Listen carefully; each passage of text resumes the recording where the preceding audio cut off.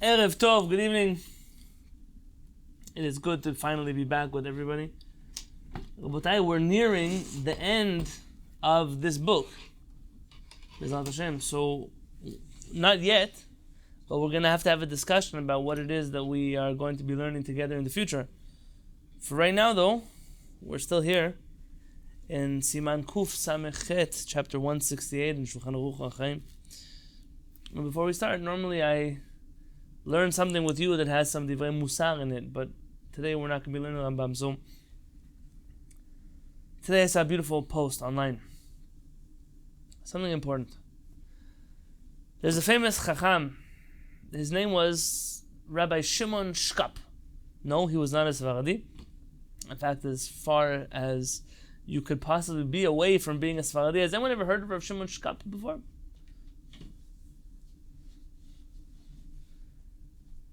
Nobody? Doron, of course you did. You learned about him in the same place I did. Rav Shimon Shkap is one of the famous Lithuanian Rashi Yeshiva. He's mentioned often in the world of yeshivot. It's Chidushim and the Talmud. Rav Shimon Shkap was supposed to be the Rosh Yeshiva of Yeshivat Merkaz Rav Kook. A little bit of history that nobody knows.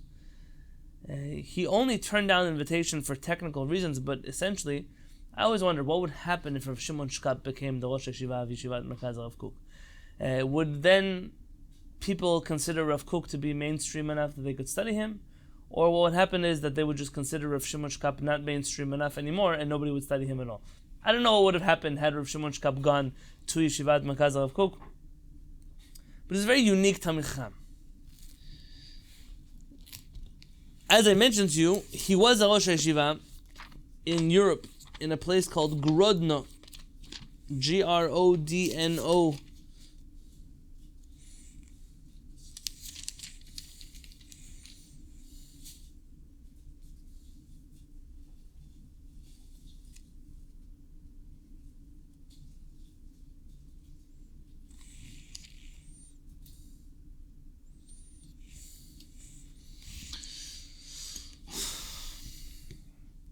And I heard the story today from a second-hand source, so whether it's true or not is already up to you to figure it out. But it seems like it could be true. There was a young boy who was a yeshiva student, and his parents really wanted him to continue his limud Torah, his Torah study, in the yeshiva of Rav Shimon Shkap. So they sent him to go take his oral examinations, bechina. In Yiddish they call it a faher. He went to Grodno to go take his faher. Now when I went to yeshiva in Baltimore and they had to send me for a test, I did that. They sent me on an airplane and they brought me back on an airplane. There was a hurricane in the middle, so I stayed there a little bit longer than I thought I would. But my parents put me on an airplane, they picked me up from an airplane. It wasn't the mesirut nefesh that other people had to go through. Most people who had money would send their children on a train to go to Grodno, to the yeshiva, to take the test. If they got accepted, they would stay. If they didn't get accepted, they'd come back on the train. This young man, his parents were poor, and they did not have enough money to even send him on a train. So they sent him walking. Go walk from San Diego to San Francisco. It's okay, you'll make it eventually. I don't know how long it will take you to walk. You'll make it. If you walk long enough, far enough, you'll make it. You can imagine going through a bechina, an oral examination to come to yeshiva. They ask you any piece of Talmud they want, anything they ask, any questions they ask. You must know the answers to. And this boy, aside from having to walk there, has to be nervous the whole time about his bechina. Where is he going to sleep? Where is he going to stay? Where is he going to eat? What's he going to eat? So his parents packed him a little bit of food. And they sent him on his way. They said, what happens when I run out of food? They said, whatever city you are when you run out of food, go look for the Yehudim. Go look for the Jews. Ask Jews for food, tell them you're on the way to the yeshiva, and the Jews will feed you. They said, what about sleeping? Where am I going to sleep? They said, every city that you go to, you're going to find a Beit Knesset. Go to the rabbi of the Beit Knesset and ask for a bench, a chair, a stool, something to sleep on. You can sleep on the floor. And that's what he did for weeks. He went from community to community on his way to Grodno, sleeping in the Beit Knesset, on the floor, on a chair, on a bench, and eating random bits of food that people gave him along the way. He finally makes it to Grodno. He comes to the yeshiva. And the students tell him, you're not a student here in the yeshiva. He's tired, he's hungry, he's exhausted. Is to get into the yeshiva, you have to go take your exam. So where can I find the Rosh Yeshiva? In his office. Where's the Rosh Yeshiva's office? In his kitchen. He doesn't have an office, a little nowhere. So he knocks on the door of Rav Shimon Shkab. And he tells him who he is. He's here to take a bechina. Rav Shimon Shkab says, sit down. And he's so nervous. What happens if he fails his exam? Not only is he going to be embarrassed, and he's going to be embarrassment to his family, now he's going to have to walk all the way back where he came from. He's nervous. He's not ready for an exam. He's tired, he's hungry. The Rosh Yeshiva says, I have 2 questions for your exam. My first question. When is the last time you ate a hot meal? And he thinks and he says, Rabbi, it was 3 weeks ago. Rav Shimon Shkab said, listen, I'm not much of a cook. And my wife, who is much of a cook, is not here today. So unfortunately, you're going to have to put up with whatever I know how to cook. And he gets up out of his chair, the Rosh Yeshiva gets up out of his chair, goes to the other side of the kitchen and starts cooking him food. This man says, I never in my life saw my father cook. And here the Rosh Yeshiva is cooking. He sat him down, he served him a meal, he ate with him. After he finished the meal, he says, now I have a second question for you. When's the last time that you slept in a bed? He said, Rabbi, I haven't slept in a bed in weeks and weeks since I left my home. He said, good, give me a few minutes. The rabbi goes, he prepares a room for him, prepares the bed, puts the sheets out. This boy says, I remember not only the rabbi giving me a bed, I remember him tucking me into bed, covering me with a blanket. He said, and I slept the whole night. When I woke up in the morning, the students in the yeshiva told me that Rav Shimon Shkab only has 1 bed in his house. He gave him his bed. This boy grew up, and his entire family was wiped out in the Holocaust. Every single one of them. His parents, his siblings. He said, you should know the only thing that kept me Jewish is remembering that the entrance exam to a real yeshiva is when's the last time you had a meal? When's the last time you slept in a bed? To me, the Talmid Chacham, who would give me his own bed. So that's what keeps me Jewish. The Navi Micha tells us,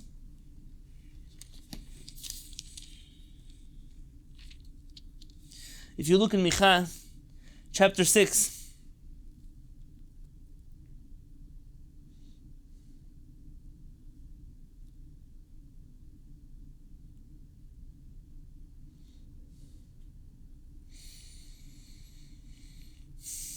Pasuk Vav, the Navi Micha says, Bama akadem Adonai, ikaf lelohem marom. You ask me, the Navi says, with what shall I approach HaKadosh Baruch Hu? How should I humble myself before Elohem Marom, the God on high? Ha'akademenu be'olot, ba'agalim b'nei shana. Should I approach him with sacrifices, with offerings? Ha'yirtzeh Adonai be'alfei elim birvavot nachalei shamen. Ha'eten bechori pish'i pri vitni.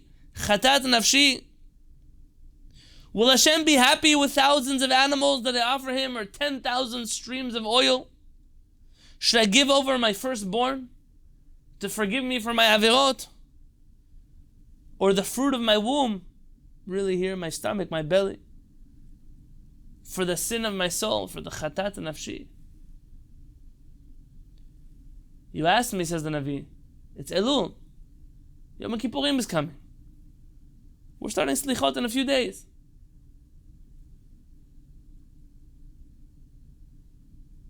Bama akadem Adonai. How are we going to approach HaKadosh Baruch Hu? More tefillot, more mitzvot, more animals and oil. Says the Navi, Higid lecha adam matov. I will tell you, son of man, what is good for you. Uma Adonai doresh mimecha. What does the Kadosh Baruch Hu ask from you? Ki ma'asot mishpat. Do justice. Ve'avat chesed. Love kindness. Not loving kindness. Love doing kindness. V'hatznei alechet im Elohecha. And walk with tzniut. Walk modestly. Walk humbly with the HaKadosh Baruch Hu. That's what HaKadosh Baruch Hu wants. Asot mishpat. Do justice. Make sure that your life is just. Make sure that the things you advocate for are just. Avat chesed. Don't do chesed. Nobody needs more chesed. Love doing chesed. Look for opportunities to do chesed for people. Go out of your way to do chesed.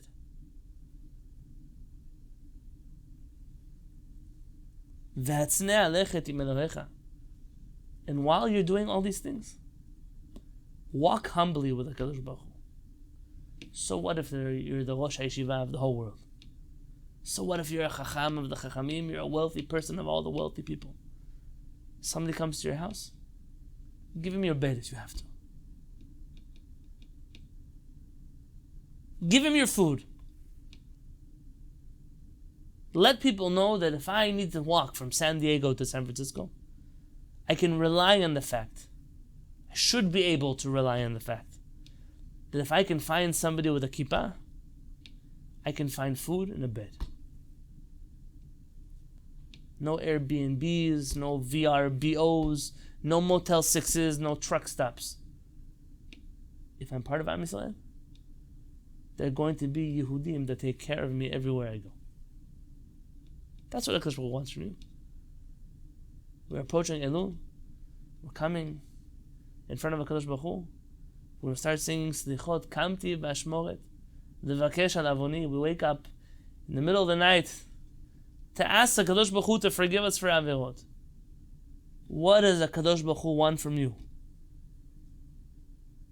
Higid lecha adam matov. I'll tell you, human being, what is good for you.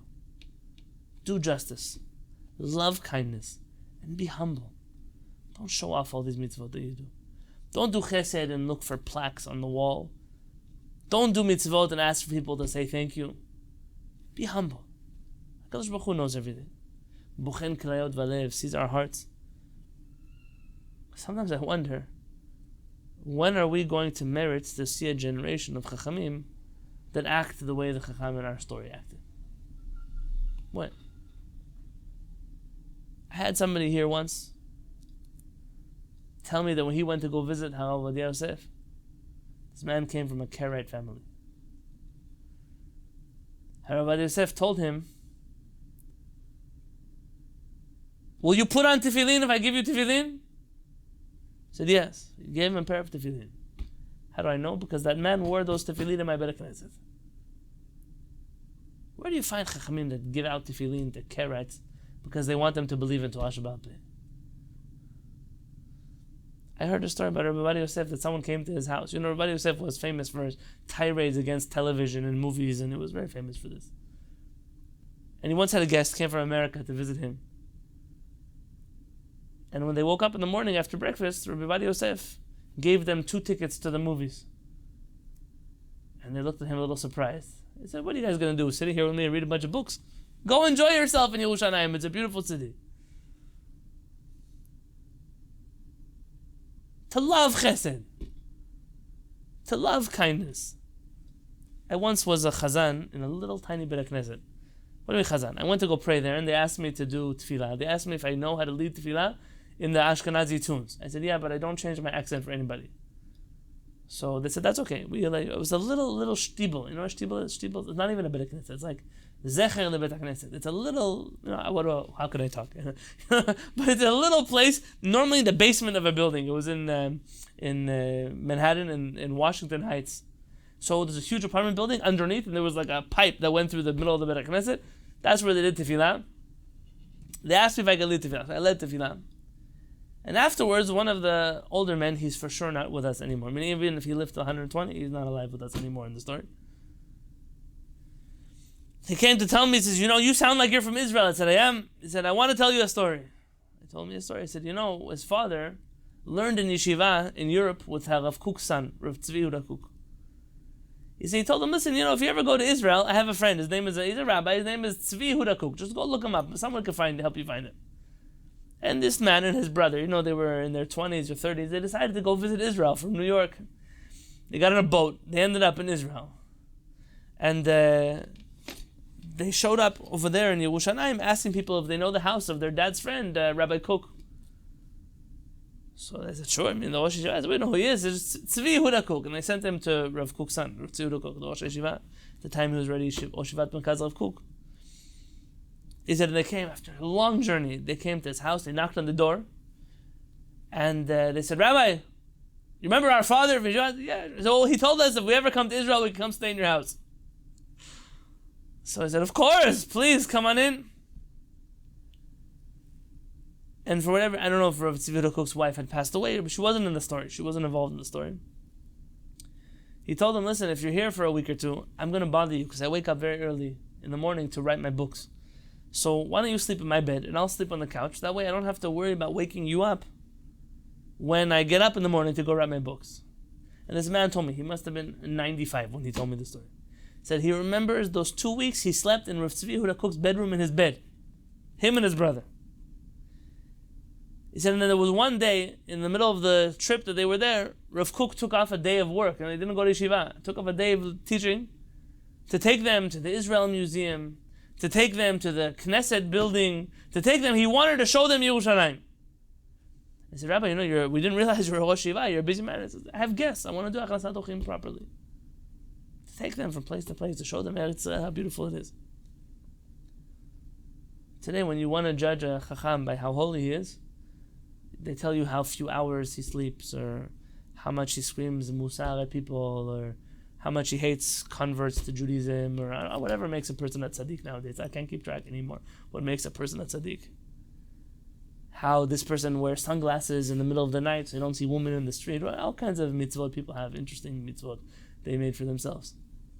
The Navi says, Torah Chadasha Me'itit Yezed, there'll be a new Torah that comes from HaKadosh Baruch Hu after Mashiach comes. I cannot imagine, though, this is the new Torah that HaKadosh Baruch Hu was referring to. Don't look for a tzaddik. Look for a person who has midot. Look for a person who has midot. I read the story today and I was just so moved. It's a simple story. No miracles happened here. No flying magic carpets. No never-ending arak bottles. Nothing magical. Just a regular story about a Talmid Chacham who had midot. And the fact that the story about a Talmid Chacham who had midot is so inspirational is what scares me a little bit. Because this should be one of those things where, of course, Chacham, what do you want from him? Of course he acts his way. But where do you find such Chachamim? Tov. On that note, let's get back into Shulchan Aruch, B'ezrat Hashem.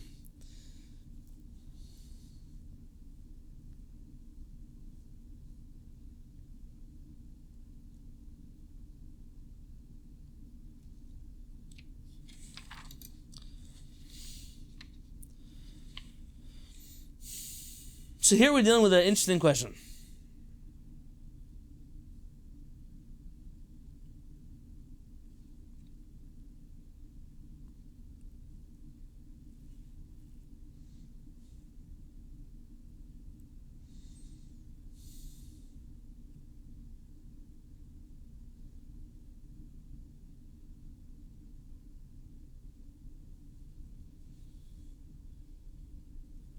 We've dealt with Pataba B'Kizni.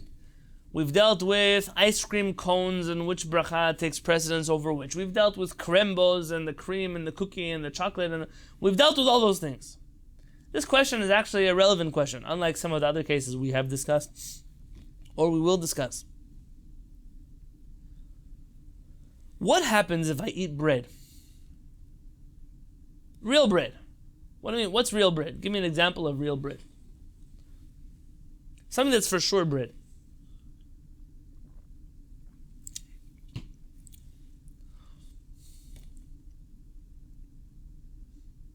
Nobody knows what real bread is. That's how confused you are from this Siman.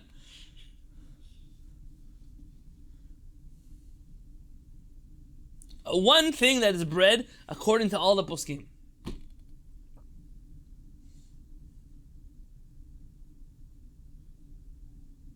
You would think I'm asking you to find me a unicorn. I'm asking you to tell me what is real bread. Pita. Pita, very good, Baruch. Pita, very good. You're lucky nobody said challah. With the eggs and the cinnamon and the chocolate and the sugar and the yeast and yeah, pita. What's pita? It's flour and water. Okay, there's some yeast, some salt. Pita. Pita's a bread. I didn't say cabana. Baruch, actually, kubana is a very complicated question because it's bread for sure, but it's not baked necessarily the way bread is baked. We're going to deal with that. It's a good question, actually. At the end of this chapter, there's, if you look with me on page, here, if you look on page 487, there's a list in Aleph Bet of all the foods that are mizonot and hamotzi and their respective brachot. So, just because you mentioned it, let's see if he has anything under Kuf.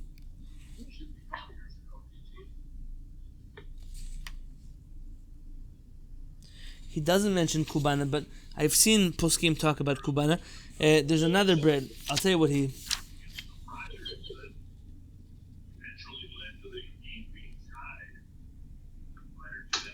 I think it might even be here. We'll have to find it. In any case, it's in the back of the book. We're going to talk about all the different types of foods, and are they mezonot, are they hamotzi, are they anything else like that? Somebody's radio is on in the background or something. If you just want to. Oh, that's probably. Sorry, Mechila. So pita, you have pita. Now let's say you don't eat the whole pita. What do you have? You just want a bite of pita. Or let's say you go to a restaurant. You're in Los Angeles or I don't know, wherever that, New York, wherever you have restaurants.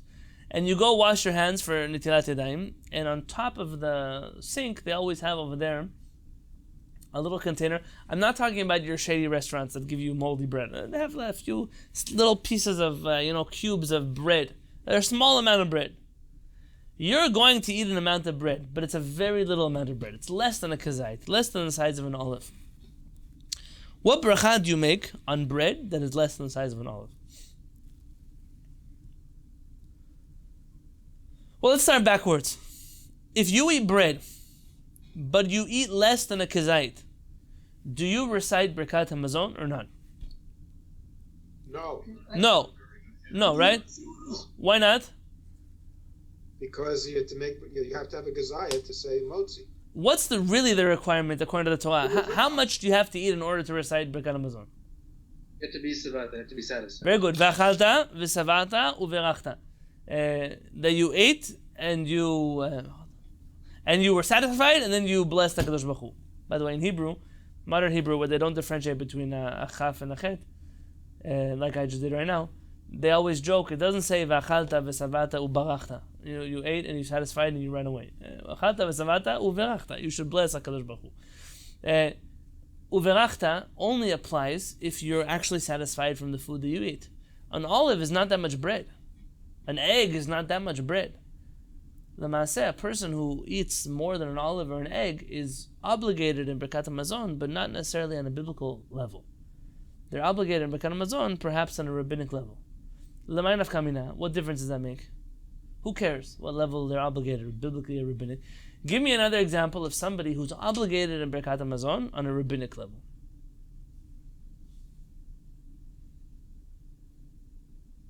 Someone who eats a bread that's more like a cake, like it has eggs in it. But if they ate enough of it, then they would be required already, because the whole thing is then they became savata, then they became satisfied, they're obligated Birkat HaMazon. You're talking about that particular question. Yes, somebody who is obligated in Birkat HaMazon only on a rabbinic level.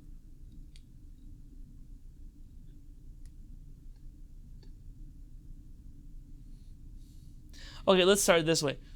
Let's say you want to make a zimun. Who counts for a zimun?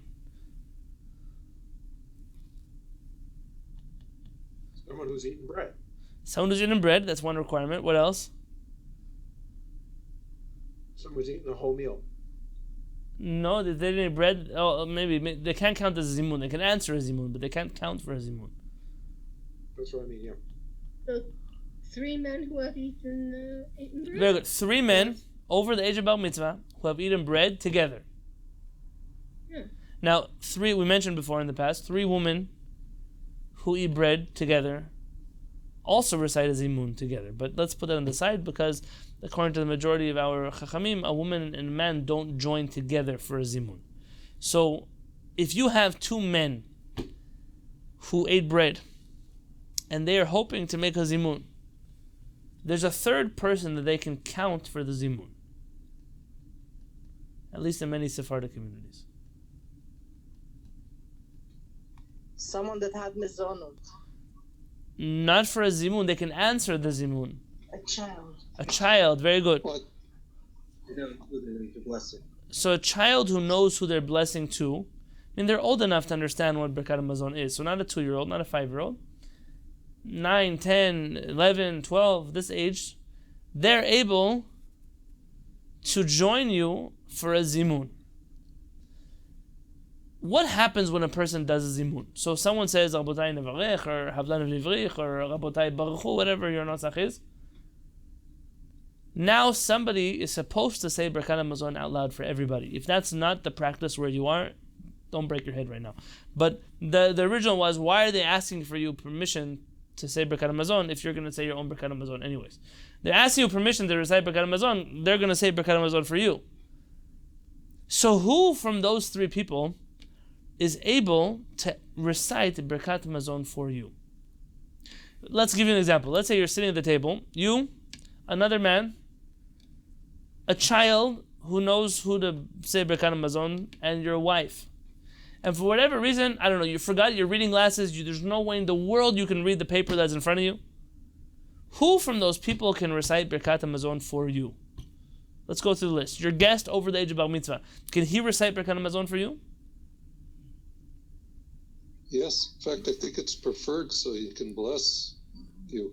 Very good. That's right. So normally the Oreach is the one who says Birkat HaMazon. So if he says Birkat HaMazon out loud, word for word, and you listen word for word, Shomea Ke'oneh, you listening is like you saying it, and therefore this person can recite Birkat HaMazon for you. Next, can your wife say Birkat HaMazon for you? You know, let's make it a better question, because your wife, you might argue, she's just like you. Not your wife, this other man's wife. Can she say Birkat HaMazon for you? If she ate bread. I think yes. Why? Because she's obligated. Obligated on which level? On a biblical level, on a Deoraita level. I'm just not remembering. Is there a safek whether she's on a biblical level or not, or she is for sure on the right level? I'm quite certain, and I could be wrong, that a woman is obligated Birkat HaMazon Deoraita. Though I recall what you're saying, because when it comes to Ya'aleh V'Yavo, there's a question as to whether or not she repeats Birkat HaMazon when she forgets something. But I'm trying to remember why. Is that the root of that argument? I'm very not clear on it. I'm trying to remember myself. I can't remember. I might be it. Run with me that she's obligated Midoraita. Really, the one that we know for sure is not obligated Midoraita is who? The child. The child. Now the child knows how to read Hebrew perfectly. He's almost bar mitzvah. Can the child recite Birkat HaMazon for you? He cannot Motzei Chava. Why not? What's his obligation in Birkat HaMazon? Just rabbinical. Why? What's the rabbinic obligation? The mitzvah chinuch. It's a mitzvah chinuch. A rabbinically obligated person cannot possibly recite a bracha for you that you're obligated in on a different level. You're obligated in something on a biblical level. They're obligated in something on a rabbinic level. And therefore, even if they know how to recite the bracha, they can't possibly recite the bracha for you. Does that make sense? So it's important to know when someone is obligated in something biblically or rabbinically. This applies all across the board in many other mitzvot where people are obligated in things. By the way, now it's coming up. We're talking about children doing things. Sukkot is coming up. There's a very important halakha that many people don't know that comes to Sukkot. On Sukkot, you have to take a lulav and a tog, not wave a lulav and a tog, al netilat lulav. The mitzvah is to pick up a lulav and a tog. You agree with me? What does the Torah say? Parashat Emor. The Torah says, "V'ulkachtem lachem bayom harishon pri etz hadar v'kapot mim b'amarei nahar zavod usmachtem l'fnei Adonai Elechem shivat yamim." And you should take for you these 4 species, and you should be happy in front of HaKadosh Baruch Hu, your Hashem, your God, for 7 days. On which day do you take the lulav and the tog? On the first day. The first day. Ulakachtem lachem bayom harishon. Your obligation on day 2 to 7 is only if, when do you take 11 and 12 on day 2 to 7? Usmachtem lifnei Adonai Elohechem shivat yamim. Where is Adonai Elohechem? בסוכה. בבית כנסת. Very good, in the Beit HaMikdash. When you're in the Beit HaMikdash, you're obligated to take a lulav and a tog for 7 days. Outside of the Beit HaMikdash, you only take a lulav and a tog on day 1. And so all of us, especially who are living outside of Israel, the obligation to take a lulav and a tog only is biblical on the first day of Sukkot. From day 2 and on, the obligation is a rabbinic one. Who established that obligation? Do you remember? After the destruction of the temple. After the destruction of the temple, Rabban Yochanan ben Zakkai, he was very concerned with the morale of Am Yisrael. What are they going to feel like now the Beit HaMikdash is destroyed? They're not taking lulav and tog. And he told Am Yisrael to start taking lulav and tog. It's a rabbinic mitzvah, which again we recite Asher Kiddushanu Mitzvah V'Tzivanu on something that is rabbinic. It's another place which we do something rabbinic and yet recite a bracha on it. There's a few important ramifications, but to know when it comes to the mitzvah of lulav and tog on Sukkot, if you have a child and you want your child to take, I mentioned take, right? I keep saying the word take. Let me clarify. The word take is important because the mitzvah uzulkachtem lachem. So you'll notice that Ashkenazim, when they take a lulav and tog, what do they do with their tog? They pick it up upside down. Why? So they're not holding it out the halakha, they're just picking it up. Very good. According to halakha, in order to recite a blessing, you have to recite the blessing before you do the mitzvah. Yes? Kol mitzvot kulan, mevarech alehen over la'asiyatan. You have to recite a blessing before you do the mitzvah.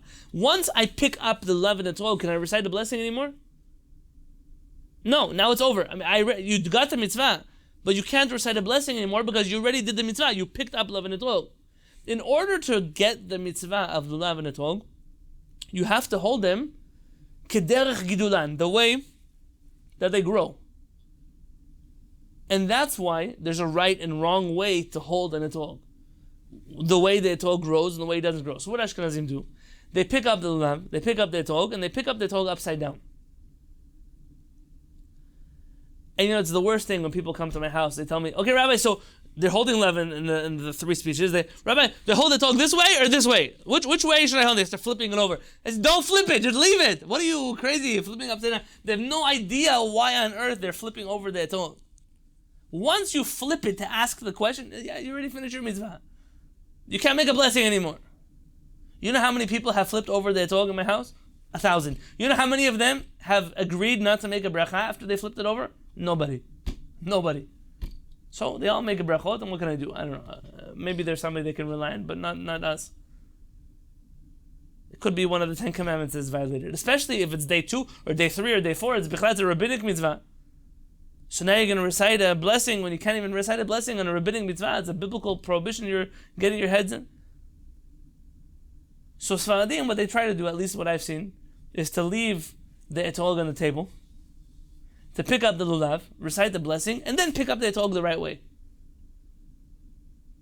The Gaon of Vilna is famous that he would take the lulav and etog when he would wake up in his hands the right way. he would walk to his Beit HaKnesset, hold it the whole tefillah until Hallel, then he would recite the blessing after he was already holding it the right way the whole morning. And when they asked him, how do you do such a thing? He said, Maran rules in the Shulchan Aruch that mitzvot tzrichot kavanah, that mitzvot require intent. You can't just pick up a 11 etog. You don't get a mitzvah for doing that. You get a mitzvah only when you intend to do the mitzvah. So I pick up the 11 etog and I hold it until Hallel with the intent to not do a mitzvah. Now you get into a really complicated question, because even though Maran rules that mitzvot require intent, not all the Rishonim agree that mitzvot require intent. And so now you stick yourself an interesting question, whether you make a safek against Maran, whether you can recite a blessing in a place where there's an argument as to whether you can recite a blessing. In any case, the Gaon of Vilna, that was the way that he did things. By us, we're just simple people. We leave the love and the talk in our hand, we leave the talk on the table, and we pick it up. Why is all of this relevant? Because according to halakha, a child, now you want your child, I want Elchanan, let's say, to learn how to wave 11 etol. I want him to hold 11 etol. He's not yet at the age where I'm going to spend the money to buy him his own. So what do? I give him mine. A lot of parents have this thing where, oh, Elchanan is here. Hi, Elchanan. Look at that. I should change the name of the kid I'm talking about. Elchanan is here. We're going to, Elchanan, can I use you as an example? Okay. Consent given. So. Yes. Yes. Yeah. Okay, thank you, Elchanan. Now, when Elchanan gets a little bit older, he'll get his own 11 etog that he knows how to take care of and wave every day.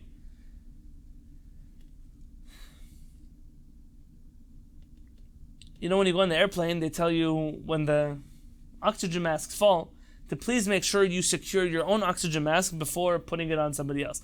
There's a natural inclination, and somebody who's not a parent doesn't yet know this feeling of, you know, I used to be a selfish person until I had kids. So when I used to go to someone's Shabbat table and they passed around a plate of food, I want the best piece of food that's on that plate. But once I have kids, I'm always giving them the better food and I'm eating whatever's left over afterwards. What happened? I don't know. Something snaps in the head of a parent that you want to do good for your children, and they always hit a certain age. Don't worry, I also hit that age. We all hit a certain age where we give our parents hell for wanting to take care of us so much, and then we get older a little bit and we appreciate them, hopefully, a little more than we did in the past. So the father who wants to give his child now a lulav and a tog to hold. If I give Elchanan a lulav and a tog, it's day one. Can a child acquire something? Can a child be koneh something? According to halakha, can a child acquire something? Yes. The answer is yes. The problem is that according to biblical law, a child doesn't have enough dat to give back something, to give up ownership of something. Because of that, once I give my love and etog to Elchanan, it belongs to him according to halakha. And I can no longer take it back from him to make my blessing on. At least not on day one. From day 2 and on a rabbinic level, a child can give up ownership of something. But on a strict biblical level, a child is unable to. Therefore, it's very important for those of you who are going to let your children take your love and etog to make sure that you use it first, and then you give it to your child to be able to use, because after that it would be a very big question whether or not you can make a beracha on something that you don't technically own on the first day of Sukkot. And they ask you, so what do you guys do in yeshiva all day? We sit around and come up with ideas like this. That's what we do all day in yeshiva. Who would have thought? But it's important. It's important to understand who's obligated in things, on which level they're obligated in things, why people are obligated in things, how that has... So a good example of that would be, can my child recite the blessing of lulav and etog for me? And the answer would be, at least not on day 1. You could argue on day 2 and on, if you're obligated in a rabbinic level and he's obligated in a rabbinic level, even though they're different obligations, are they compatible or not? That's a different question.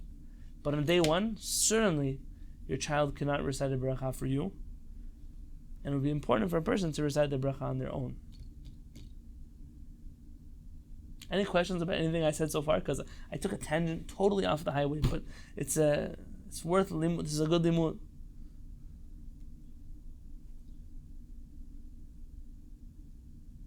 Nobody? Yeah, I have a Jack, question. I'm listening. You were talking before about the Birkat Hamazon, and that someone who is obligated to say it in a group could say it for everyone at the meal. Is that a Sephardic or both Ashkenazic and Sephardic obligation or option? What if I answered you yes? Well, then you're a good politician. Oh no, in that case, I will not answer you yes. They once told Rabbi Ovadia Yosef, God willing, we'll win the elections and you'll be the prime minister. He said, what avera did I do in my life that I deserve to be a politician? No, which crime did I commit on earth that I should be a politician? So like this, it's a Talmudic custom, meaning in the Talmud you find that the mizamen is the mevarech. That's why Baruch mentioned the halakha. Baruch said that when you have a guest, it's important to let the guest say Birkat Hamazon. Why? Because whoever says Birkat Hamazon also says the blessing of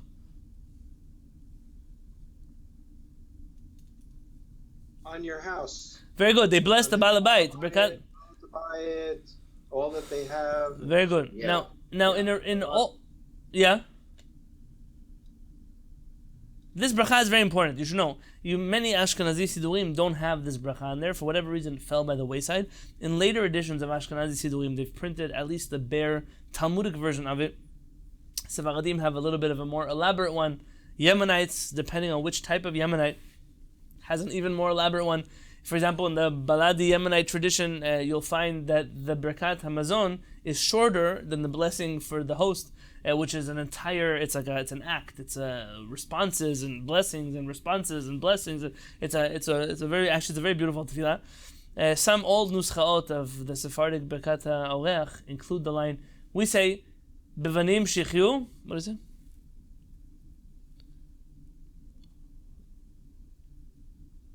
Bevanim shichun, chasim shirbu. You should have children who live and material wealth that multiplies. In some nuschaot I've seen that says bevanim shichyu, with sons who should live, uvebanot shelo yamutu, and daughters which should not die. I always got very upset at this nusach. Why the sons should live and the daughters just should not die?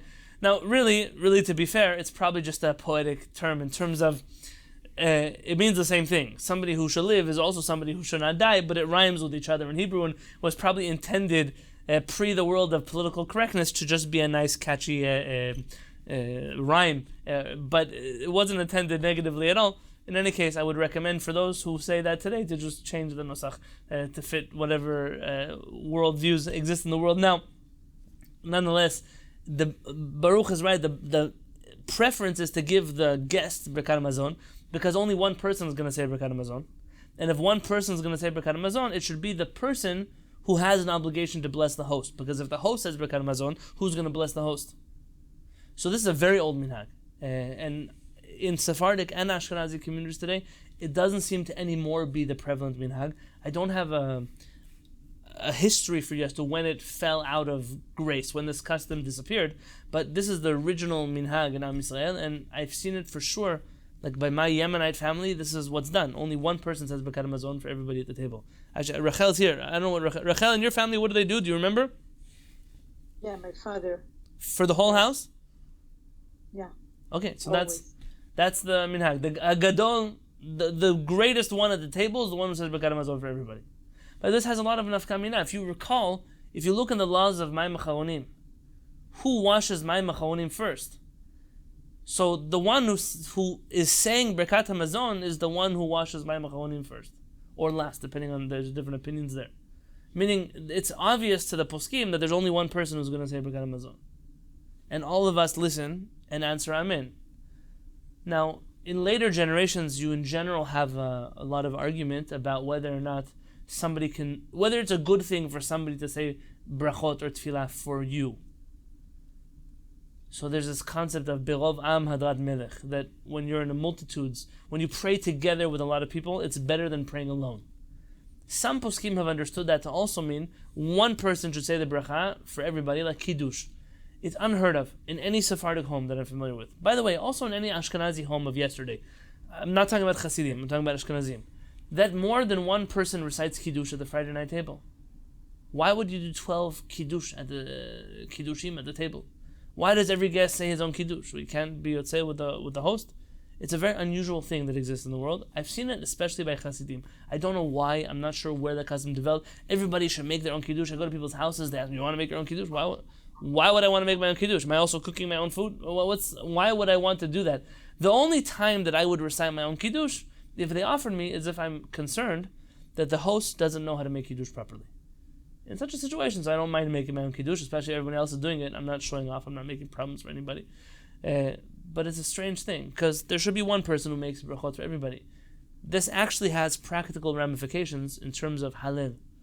If you go to a Sephardic community, when they recite Hallel and they recite a bracha, the question is, do we repeat the bracha after the Chazan says the bracha?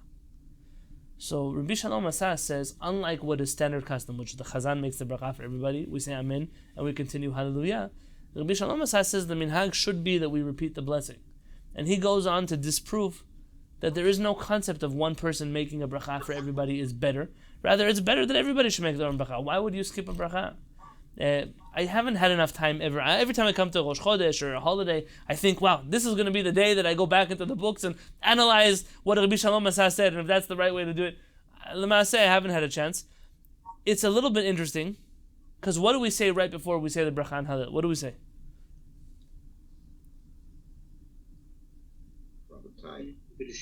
We say, Birshut Morai V'Avotai. With your permission. Everyone says, Birshut Shamayim. We answer back, we give you permission. HaKadosh Baruch Hu gives permission. Meaning, why would he say Birshut Morai V'Avotai if he is not intending to recite the bracha for you?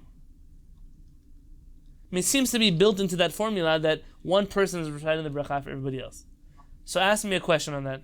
There's one other time where we say Birshut Morai V'Avotai and everybody recites their own blessing. Very good. By Sfirat HaOmer.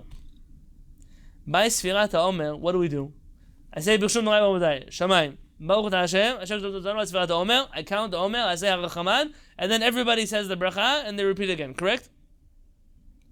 So why on earth am I saying Birshut Morai V'Avotai if everyone's going to make their own bracha? Maybe to remind people what day it is. Okay, so I should just say, yesterday was, they once came to Atam Chacham. Atam Chacham comes home to his wife. He says, what's for dinner tonight? She says, yesterday was schnitzel and rice. I was afraid to say what night of Sfirat HaOmer it's going to be tonight. So yesterday was day 3 to the Omer.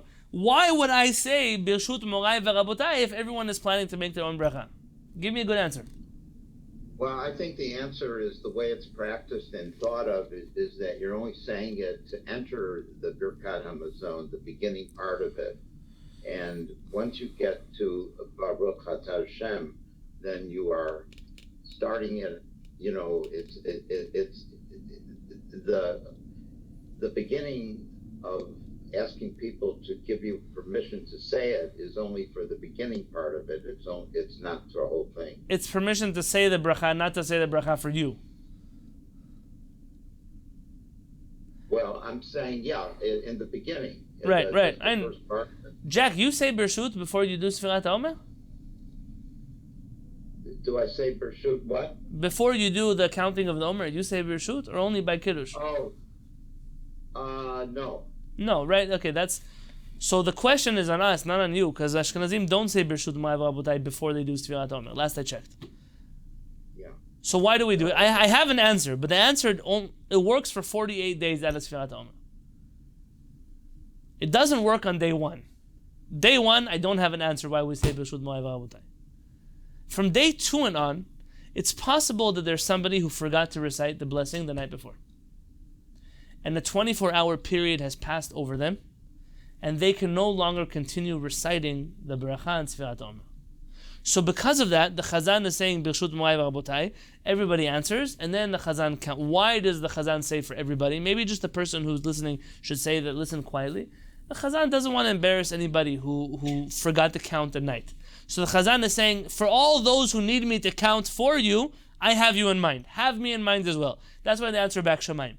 For those of us who are going to make our own bracha anyways, we don't care. So we'll say Shamayim, we'll recite the blessing. But on day 2 to day 49, I know why. On day 1, I'm not sure.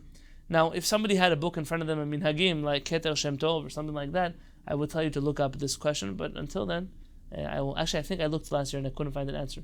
But B'ezrat Hashem, if someone finds an answer for why on day 1 we recite B'shud Mo'av Avotai, I would be very grateful to you.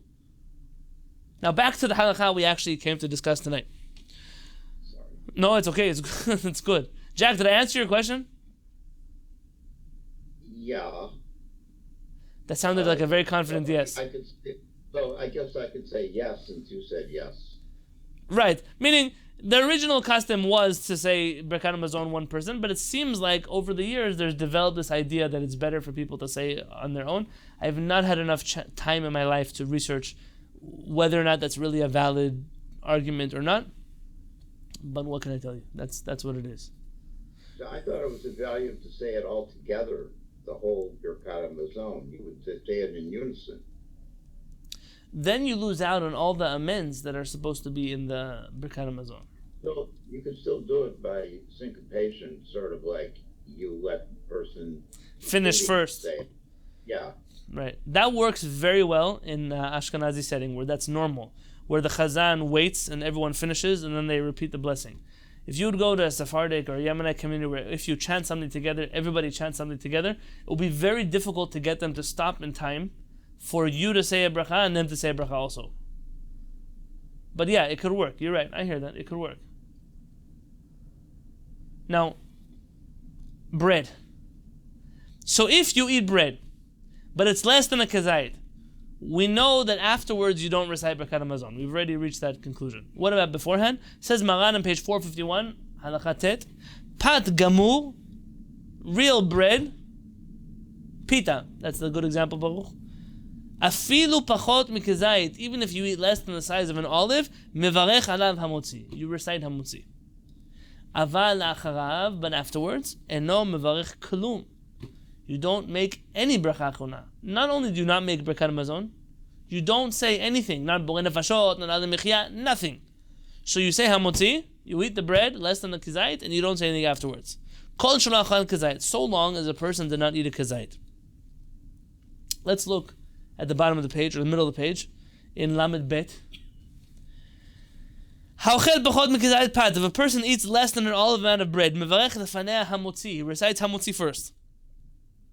Aval achareha eno mevarech klal, but afterwards he doesn't make a bracha at all. Now really it's a complicated conclusion. It's not so simple that that's the case, but that's the case. Va'afilu ochel, we're on page 452. Va'afilu ochel kol shehu min hapat, mevarech lefaneha hamotzi. But anybody who eats even a little bit of bread recites hamotzi before, but nothing afterwards. Now, I recall having a conversation already about whether or not you wash your hands if you eat an olive size of bread. Does anybody remember that conversation?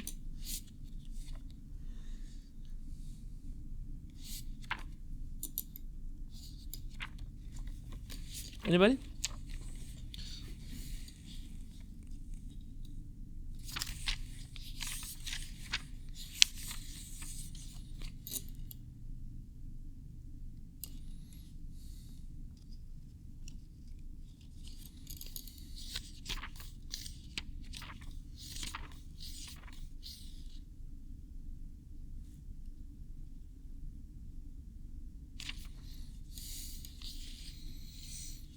Does anyone have in their notes what I'm talking about?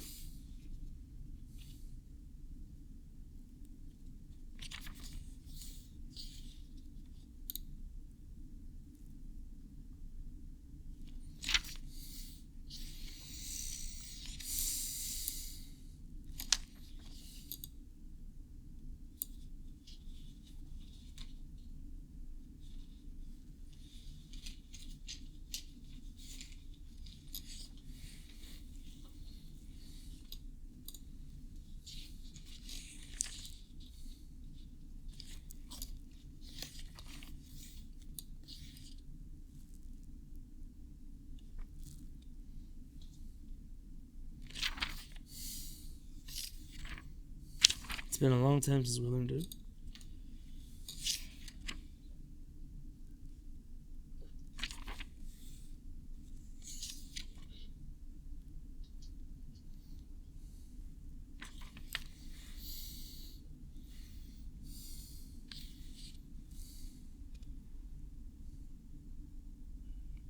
Here.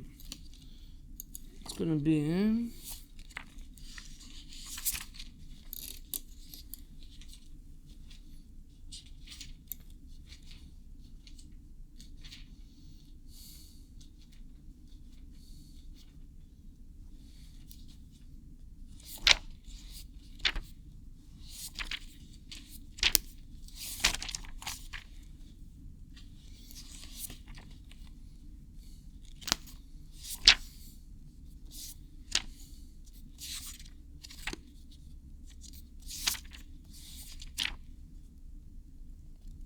It was a very long time ago. I have it here. It's almost in the beginning of the book.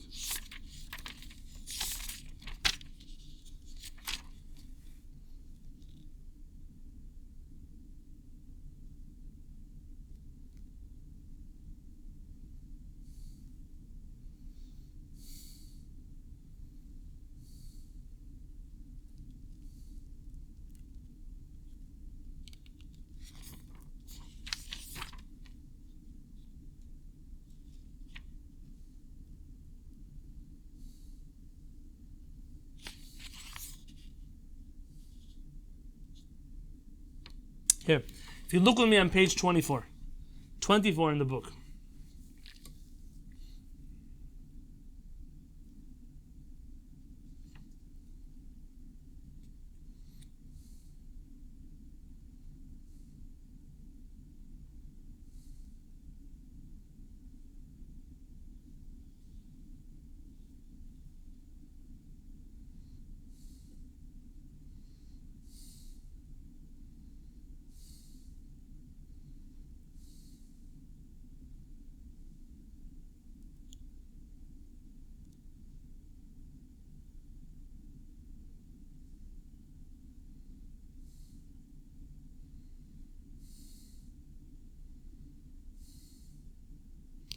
We mentioned a big argument here. We did in the footnotes here. I even have some notes over here. But if you look, Maran writes in the top of page 24, Bet, in Siv Bet. This is Siman Kuf Nun Chet, 158, Siv Bet. Maran writes, Yesh mi sheomer. There is someone who says, Shim eno chel, who is someone who says, the Maran is quoting the Rokeach. He quotes him in the Bet Yosef. He's also quoting him here in Shulchan Aruch. Yesh mi sheomer. There's one who says, She'im eno chel ela pachot michibetza. That if a person eats less than a betza, than the size of an egg, yitol yadav v'lo yivarech. He washes his hands, and he does not eat. He does not make a bracha. Yes, on less than an egg. Look on the next page, on page 26.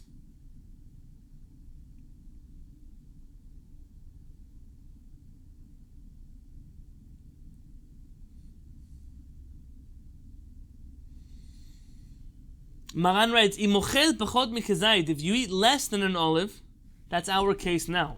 If you eat less than an olive, yesh misha omer she'no tzarich netila. There is one who says, that's again the Rokeach, who says that you don't even wash your hands. Forget that you don't make a bracha, you don't even wash your hands.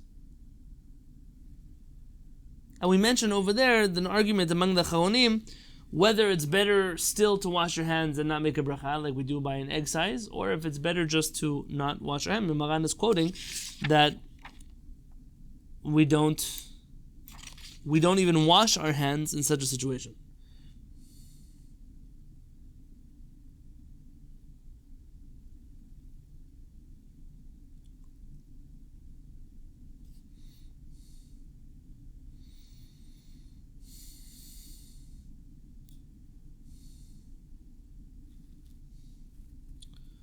So we already did our notes over there, but so back to our page here, which I just lost. Back to our page here. The whole question is whether or not we recite a hamotzi beforehand or not. So the answer is as follows. You say hamotzi, you don't say Birkat Hamazon, and you also don't wash your hands. So if you're going to be eating less than a kazait, you make a hamotzi on a kazait, but you don't wash and you don't say Birkat Hamazon. Why would you ever be eating bread that's less than a kazait? Can you give me a practical example of bread that's less than a kazait?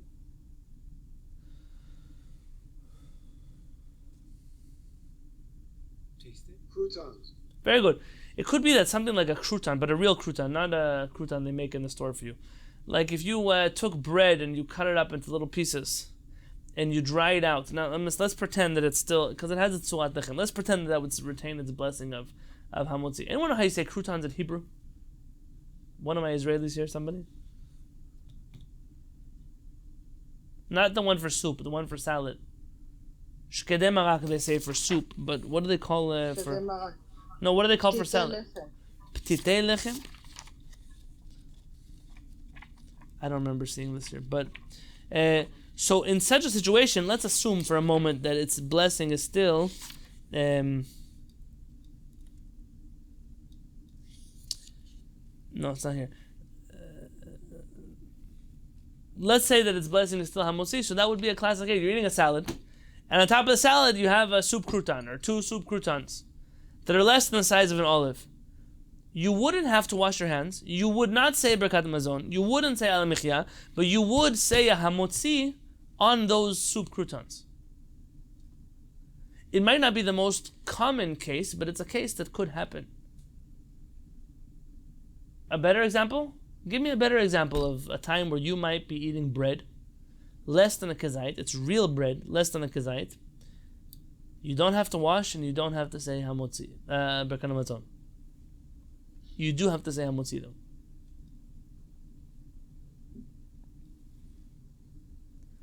You're sitting around your Shabbat table. The Shabbat meal is over. You said Birkat Hamazon. Now you're bringing out the second round of tea. You know, like you have the first round for the guest you have to have, and then you have the second round for the guest you like and you want to stay with you the whole night. So you bring out the tea and the chalva, the baklava, the nuts, you know, the cookie, the fruits, whatever you bring out. Now you're sitting around the table, and there's those random little leftover crumbs of the challah floating around your table. If you, you know those people, they gather them up with their fingers. Sometimes it has some sesame seeds. They like sesame seeds. What bracha do you make there?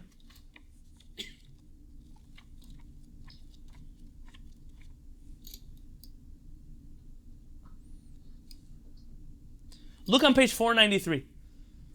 Look at me on page 493.